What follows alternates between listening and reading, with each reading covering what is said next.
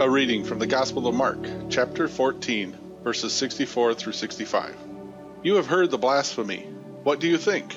They all condemned him as worthy of death. Then some began to spit on him. They blindfolded him, struck him with their fists, and said, "Prophecy." And the guards took him and beat him. Do you have a smartphone? Would you like to follow today's message? Get the YouVersion Bible app. Search for a live event, enter your zip code. You can follow the notes, read deeper into the text, and watch all the video. If you would like to watch the message again or share the message with someone else, go to CROSSROADS website, click follow us on YouTube. There you can watch today's message or any of our previous videos. Remember, at Crossroads Church, we have an app for that.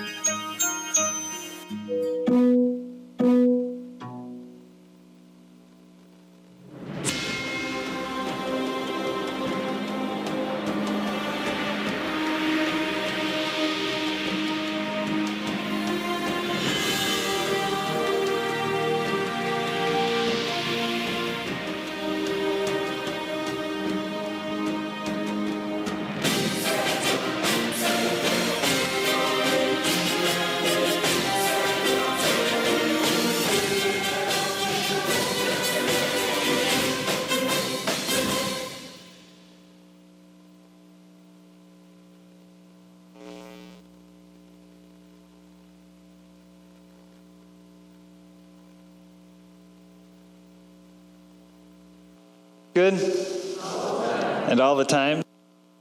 I'm Pastor Paul Marzahn. It's a joy to be here. I've been on vacation this week, and so I was able to spend some time in Arizona. My wife did, and the kids and the grandson Bellamy are on their way back.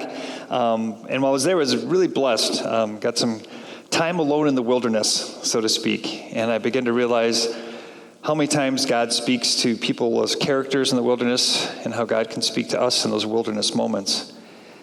And today we're going to go through some intense scripture.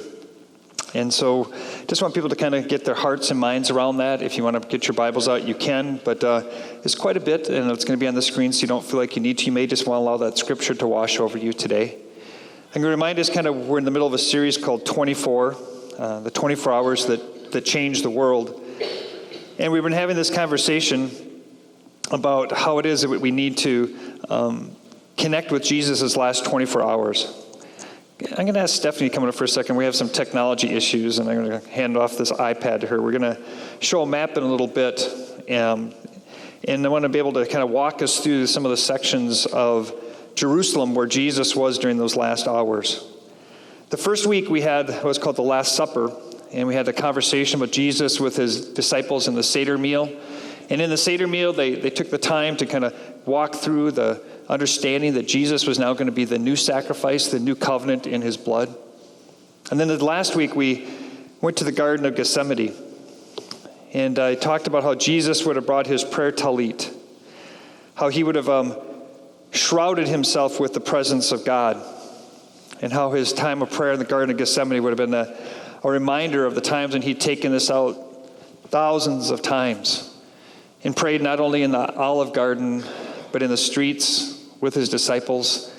And that moment just before he was betrayed, how he would remembered that God's presence was with him, even in the midst of the betrayal. And in that time of Garden of Gethsemane is where we have that understanding of why he was able to strengthen himself, if you will. We talked about how he defeated Satan in the garden. And now he's going through this time of public humiliation and ridicule. So today we're going to talk about how he was condemned. We're going to start with the map of Israel again, kind of this map of Jerusalem, looking at kind of some of the places where he has been and where he will be going. So if we look at this map of Jerusalem, you'll see on the upper right-hand corner is the Mount of Olives in the Garden of Gethsemane. And that's where he had spent the evening, and that is where Judas betrayed him with a kiss. And then later on, as he went through the Garden of Gethsemane, he's taken to a place that's called Caiaphas' house. You can see the arrows kind of drawn there. And Caiaphas' house is in what's called where the upper room was, where he was on earlier that evening, Once again, they probably would have gone through the temple area, and there was actually an upper gate and an upper wall where they could have walked above the city. Since they had guards with them, they could have been allowed to use that section versus going through the city wall, having to go in the public streets. And so we see where he's picked up here, and he goes through a trial before what's called the Sanhedrin, or the governing council. The governing council were 71 men who were chosen. They were elders, if you will. They were scribes, they were Pharisees, they were Sadducees, as a mixture of these 71 elders. Pharisees were those religious leaders that believed in the resurrection. The Sadducees were ones who did not believe in the resurrection. That's my pun or joke is that the Sadducees were sad because they didn't believe in the resurrection. So that's why they're sad, you see. Bad Hebrew joke, sorry. It's a pretty intense day. We got to lighten up with something, right? And so the Sanhedrin, who's with the Sadducees and the Pharisees, like the Republicans and the Democrats, all together hanging out in Congress, right? They don't all see eye to eye. And now they bring in this person who's known for blasphemy, who claims to be the Messiah. And they bring him before them, and they have this conversation about what to do with him. We pick it up in chapter Mark, verse 14, 53 through 65. They took Jesus to the high priest, and all the chief priests and elders and the teachers of the law came together. Peter followed him at a distance, right into the courtyard of the high priest. And there he sat with the guards and warmed himself at the courtyard of the high priest. The chief priests and the whole Sanhedrin were looking for evidence against Jesus so that they could put him to death, but they could not find any. Many testified falsely against him, but their statements did not agree. Then some stood up and gave this false testimony against him, saying, "We heard him say, 'I will destroy this temple made with human hands, and in 3 days will build another, not made with hands.' Yet even their testimony did not agree. Then the high priest stood up before them and asked Jesus, 'Are you not going to answer? What is this testimony that these men are bringing against you?' But Jesus remained silent and gave no answer. Again, the high priest asked him, 'Are you the Messiah, the Son of the Blessed One?' 'I am,' said Jesus. 'And you will see the Son of Man sitting at the right hand of the Mighty One and coming on the clouds of heaven.' At this, the high priest tore his clothes. 'Why do we need any more witnesses?' he asked. 'You've heard the blasphemy. What do you think?' They all condemned him as worthy of death. And then some began to spit at him. They blindfolded him. They struck him with their fists and said, 'Prophesy!' And the guards took and beat him." So we see this scene play out where they're at the house of Caiaphas. Now, the house of Caiaphas would have been not a normal house. It would have been about the size of the sanctuary. And in fact, they have built a church over it right now. It's called St. Peter Gallicanto. And you can see this church that's built over the foundation of Caiaphas' house. It would have had several layers to it. Most likely the one that was where Jesus had is they had a central courtyard. In fact, if you figure 71 people could sit in it and talk, it's a rather large area. And what they did is they went to this house of Caiaphas in the middle of the night. You have to remember they picked up Jesus at 2 a.m. to 3 a.m. So they woke up all these elders of the city who had also been up celebrating the Passover Seder and had had a few glasses of wine. And yet they all showed up because they did not want to miss this conversation. So they meet at the house of Caiaphas, and it seems like they want to condemn him to death, but they don't have that power, that authority. You see, the Sanhedrin, or the Jewish council, can only flog him or beat him, but if he's going to be killed, the Roman government is in charge at that time. It's sort of like a county sheriff picking up somebody and saying, "Hey, well, I'm going to detain him for a while in the county jail, but if he's going to be tried for murder, it's going to be a capital offense, and that's going to take a longer time with a different jurisdiction." So that's what happens. They put him in the dungeon of Caiaphas. And the dungeon of Caiaphas is really like a stable. There's a group of us that went there in 2008, and we went into this dungeon. You can have a picture of it here. You can see it's pretty basic. This is where Jesus would have been chained. More than likely, he was beaten before thrown in there. Blood dripping down him. Cuts on his head where they beat him with fists. It says that a typical beating like this, they would have literally tried to pull out his beard. That was one of the things for blasphemy. They'd rip their clothes and then pull on his beard, so he would have had chunks of skin probably missing from his face already. And as he lay there in the stench with the animals around him, blood dripping down his face, knowing what was going to be taking place. And just outside that courtyard, when he was going through this trial, was Peter. As I said, it would have been an open courtyard. There's probably some fires going on. It's late in the morning. People warming themselves, listening and overhearing the elders talking about this person named Jesus. Peter joins on in, sits by one of the fires or stands there to warm himself and listening to see what's going on with Jesus. We pick this up in Luke 22. Then seizing Jesus, they led him away and took him to the house of the high priest. Peter followed at a distance. And when some there had kindled a fire in the middle of the courtyard, he had sat down together. Peter sat down with them. A servant girl saw him seated there in the firelight, and she looked closely at him and said, "This man was with Jesus." But Peter denied it. "Woman, I don't know him," he said. A little later, someone else saw him and said, "You are also with one of them." "Man, I am not," Peter replied. And about an hour later, another asserted, "Certainly this fellow is with him, for he is a Galilean." And Peter replied, "Man, I don't know what you're talking about." And just as he was speaking, the rooster crowed. The Lord turned and looked straight at Peter. And then Peter remembered the word that the Lord had spoken to him. "Before the rooster crows today, you will disown me 3 times." He went outside and he wept bitterly. Have there ever been those times in your life when you denied your faith? Those moments when you probably said to yourself, "Well, this probably isn't the Christian thing to do, but I'm going to do it anyway." Those times when Satan tempted you to turn away. I know that I've had those Peter moments, those times when I've been confronted with what I should do, what God's will is for me, versus what I want to do.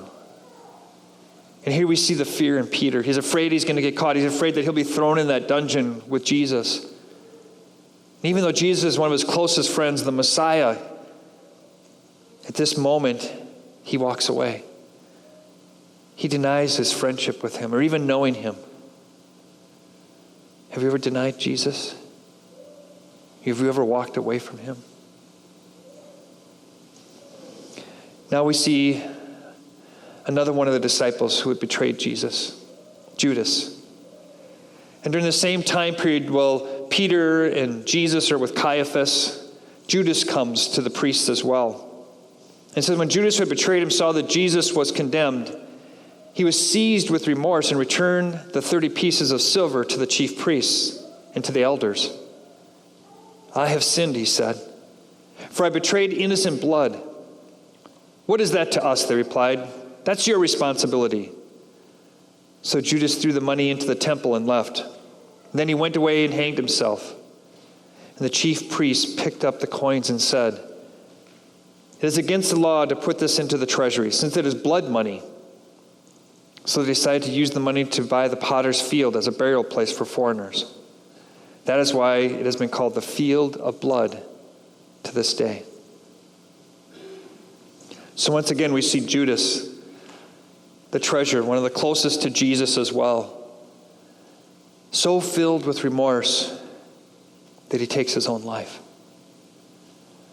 While Peter has run away, the rest of the disciples are scattered. Jesus stands alone. He's then dragged from the house of Caiaphas all the way back up to almost by the Mount of Olives, by the temple courtyard again, to go to Pilate. Pilate was the procurator, or sometimes thought of as the governor. This procurator was in charge of Jerusalem. He was Roman. He was appointed there. And as the one who took over this area, he was more in a fortress than a house. It's called the Antonia Fortress. And it could house over 100 soldiers there. During Passover, some might believe that there might have been a whole legion or 1,000 soldiers sent there to protect the city, with so many Jews coming at that time. And so we have a picture of the Antonia Fortress. You can see the parapets on the top where the archers would have been stationed to look down over the city. It's the highest point in the city. Likewise, you can see that they overshadow on the lower left-hand side is the temple. And so they would be able to look into the temple to see what was going on. If anyone was congregating, anything was doing that they shouldn't be doing, they could fire upon them at will. And then likewise, they had the gates on the top where they could walk and even come out through the bottom there. You can see where they could actually leave and go right into the temple courtyard and to fire upon crowds if they needed to. They had 2 secret ways to get into the temple without having to go through the streets and without having to be concerned about it. Likewise, you see in the map of Jerusalem where he has traveled today. We'll put the map up for just a second. You see in this map of Jerusalem, he started up on the top in the Mount of Olives at 2 in the morning, 3 in the morning, by the Garden of Gethsemane, upper right hand. As I said, they went through probably the upper gates and then walked upon the top of the wall rather than go through the streets, but they may have walked through the streets as they took them all the way up to the upper city to Caiaphas' house. And as he went to Caiaphas' house, he was put in, then imprisoned. That's actually, then they go back up to what's called that's Caiaphas' house down there. And then they took him all the way back up to the Antonia Fortress, which is way up by the temple again. So he's done quite a bit of travel between 2 and 4 in the morning, or 5 in the morning. And now he stands before Pilate in this huge courtyard, probably with the Sanhedrin would have traveled there with him to listen in to see what Pilate was saying to them, as well as other spectators. So meanwhile, Jesus stood before the governor, and the governor asked him, "Are you the king of the Jews?" "You have said so," Jesus replied. And when he was accused by the chief priests and the elders, he gave no answer. And then Pilate asked him, "Don't you hear the testimony they are bringing against you?" But Jesus made no reply, not even to a single charge, to the great amazement of the governor. Now, some would suggest this is because of actually he's fulfilling a prophecy. The prophet Isaiah mentioned that Jesus was the great shepherd. And Jesus even said, "I am the great shepherd." But in this prophecy of Isaiah, he also talks about he was also the lamb led to the slaughter. Prophet Isaiah says this, "We all like sheep have gone astray. Each of us has turned to our own way. And the Lord has laid on him the iniquity of us all. He was oppressed and afflicted, yet he did not open his mouth. He was led like a lamb to the slaughter. And as a sheep before its shears is silent, so he did not open his mouth." So we see here where Jesus fulfills this prophecy. Even though he's being questioned, he says nothing and remains silent. Pilate realized that he couldn't find enough to really convict him. So rather than deal with it, he comes up with another solution. There's another appointed official in town for the week because of the Passover. His name is Herod. Now, Herod would have been a Jew, of Jewish descent. He would have been appointed to be the regional leader. He was actually up by the Galilean region where Jesus did his ministry by the Sea of Galilee, kind of the northern part of Israel. He was ruler over most of Israel, where Pilate was just in charge of Jerusalem. So he thought to himself, you know what? Most of his offenses took place in Galilee. That's where he did all these miracles. That's where he spent most of his ministry. I'll just hand it over to Herod to decide, and then I won't have to deal with it. So once again, he sends them to Herod's palace, which is on the other side of the city. We have a picture of Herod's palace. It was really quite large. Again, it was more of a fortress. This palace, if you look at the length of this, is about a football field. In Herod's palace, he had 3 major palaces, and they really are fortresses. You can see, again, the parapets on the top. The whole top of that would have been lined with soldiers. He probably traveled with 100 of them. And in these parapets there would have been the archers, and he goes to that courtyard with Herod there, and we can see once again what is taking place as he has this trial with him there. And again, back to the map of Jerusalem, we see where in this small amount of time, he's done so many locations. We started here with the Passover Seder. He goes up the Kidron Valley to the Mount of Olives and prays, then down to the Garden of Gethsemane. Then he's taken probably through the city walls over to the Caiaphas' house. From Caiaphas' house, he goes to the Antonia Fortress, where the Praetorium hang out, which is the royal guards, and then gets taken down to Herod's lower palace down here, in what's called the upper city. Luke 23. When he learned that Jesus was under Herod's jurisdiction, Pilate sent him to Herod, who was also in Jerusalem at that time. And when Herod saw Jesus, he was greatly pleased, because for a long time he'd been wanting to see him. And from what he'd heard about him, he'd hoped to see him perform some kind of sign of some sort. He plied him with many questions. But again, Jesus gave him no answer. The chief priests and the teachers of the law were standing there vehemently accusing him. And then Herod and his soldiers ridiculed and mocked him. Dressing him in an elegant robe, they sent him back to Pilate. And that day, Herod and Pilate became friends before they had been enemies. So again, we see the ridiculing, the mocking take place. And then Herod says, you know what? I don't want to deal with it either. Now, if you remember Herod, he was the one that killed his cousin, John the Baptist, and had him beheaded. So the Sanhedrin, the priest probably thought, well, he'll just kill Jesus just like he did John. He didn't have a trial. Off with his head, right? No. Herod didn't bite the bait. He said, I'm not going to deal with this Jesus character. He didn't say anything. So he sends him back to Pilate. Pilate, you deal with it. This is your city. I'm here to celebrate the Passover. I'm going to go back to bed. So he gets shipped back to Pilate once again. Pilate called together the chief priests and the rulers of the people, and he said to them, you brought me this man as one who was inciting the people to rebellion. I've examined him in your presence and have found no basis for your charges against him. And neither has Herod, for he sent him back to us, as you can see. He has done nothing to deserve death. Therefore, I'll punish him and release him. So Pilate took Jesus and had him flogged. The soldiers twisted together a crown of thorns and put it on his head. They clothed him in a purple robe and went up to him again and again, saying, Hail, King of the Jews! They slapped him in the face. Once more, Pilate came out and said to the Jews gathered here, look, I'm bringing him out to you to let you know that I find no charge against him. Basically, you want to say, look what I did to him. I ripped out his beard. I beat him in the face so he's bloody. I flogged him. Look, he's hardly a man anymore. Why do you want to kill him? Isn't this torture enough? So he brings him out. He flaunts him in front of the crowd. When Jesus came out wearing the crown of thorns and the purple robe, Pilate said to them, here is the man. And as soon as the chief priests and the officials saw him, they shouted, Crucify! Crucify! But Pilate answered, you take him and crucify him. As for me, I find no basis for a charge against him. But the Jewish leaders insisted, we have a law, and according to that law, he must die, because he claimed to be the Son of God. So Pilate takes him again and has him flogged. Then we hear that term, flogging.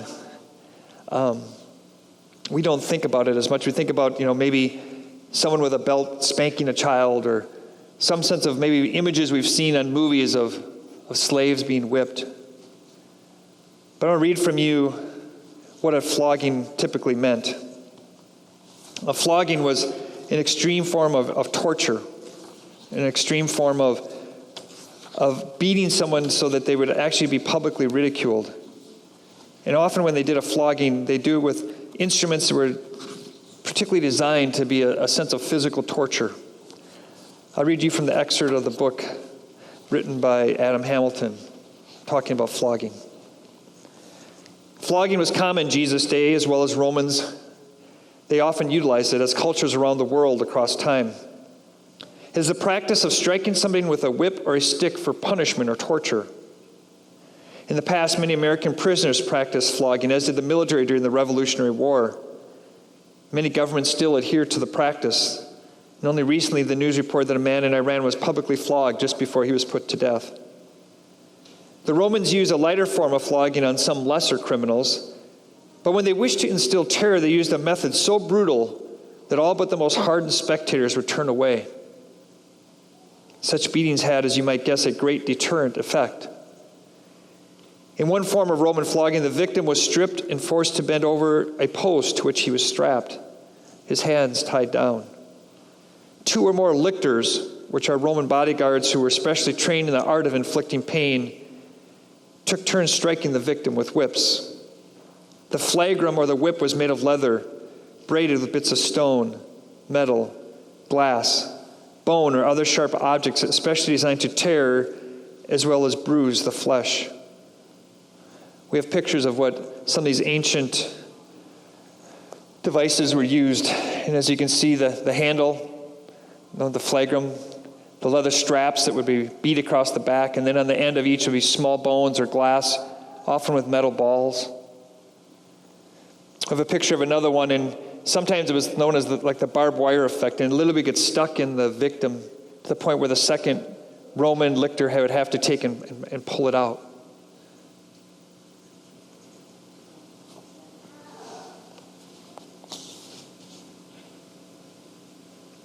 The 3rd century historian Eusebius said that at Roman flogging, often the sufferer's veins were laid bare, and the very muscles and tendons and bowels of the victims were left to exposure. Prisoners sometimes died before they ever made it to their crucifixions. And part of the cruelty inherent in flogging, though, was that such deaths were the exception. Flogging was designed to inflict incredible pain and damage, but to leave the victim with just enough strength to carry his cross to the crucifixion site. The account of Jesus' torture and humiliation followed closely the words of Isaiah 56, known as the suffering servant. Isaiah prophesied, "I gave my back to those who struck me, and my cheeks to those who pull out my beard. I did not hide my face from insult and spitting." So Pilate goes back inside the palace. He says, "Where do you come from?" he asked Jesus. But again, Jesus gave him no answer. "Do you refuse to speak to me?" Pilate said. "Don't you realize I have the power to free you or crucify you?" Jesus answered, "You would have no power over me if it were not given to you from above. Therefore, the one who handed me over to you is guilty of a greater sin." And from then on, Pilate tried to set Jesus free. But the Jewish leaders kept shouting, "If you let this man go, you are no friend of Caesar." Anyone who claims to be king opposes Caesar. When Pilate heard this, he brought Jesus out and sat down at the judge's seat at a place known as the stone pavement, which in Aramaic is Gabbatha. It was the day of the preparation of the Passover, and it was about noon. And Pilate says, "Here is your king." But they shouted, "Take him away! Crucify him!" "Shall I crucify your king?" Pilate asked. "We have no king but Caesar," the chief priests answered. So finally Pilate handed him over to them to be crucified. So the soldiers took charge of Jesus. So we see this man flogged, beaten within an inch of his life, mocked and ridiculed, put on a crown of thorns and a purple robe just to make fun of him as King of the Jews. But the whole crowd shouted, "Away with this man! Release Barabbas to us!" Barabbas had been thrown into prison for an insurrection in the city, for murder. In wanting to release Jesus, Pilate again appealed to them, but they kept shouting, "Crucify him! Crucify him!" For the 3rd time he spoke to them, "Why? What crime has this man committed? I have found in him no grounds for the death penalty. Therefore I'll just have him punished and then release him." But with loud shouts they insistently demanded that he be crucified, and their shouts prevailed. So Pilate decided to grant their demand. He released the man who had been thrown into prison for insurrection and murder, the one they asked for, and surrendered Jesus to their will. What we see next, you'll be hearing through the music. Jesus walked the road called the Via Dolorosa. 14 stations where he pled and bled, where he was humiliated, scorned, and mocked. And as he walked down the city streets, they were full now for the Passover. It was afternoon, and as he walked through, the heat would have been down on him. The crowds would have gathered and spit upon him until he went to that lonely hill of Golgotha. As we listen to the music, may it wash over you to remember what Jesus did for you and for me. If you'd like to come forward to pray with me or one of our prayer counselors at this time, feel free to do so. We'll also be receiving our offering at this time.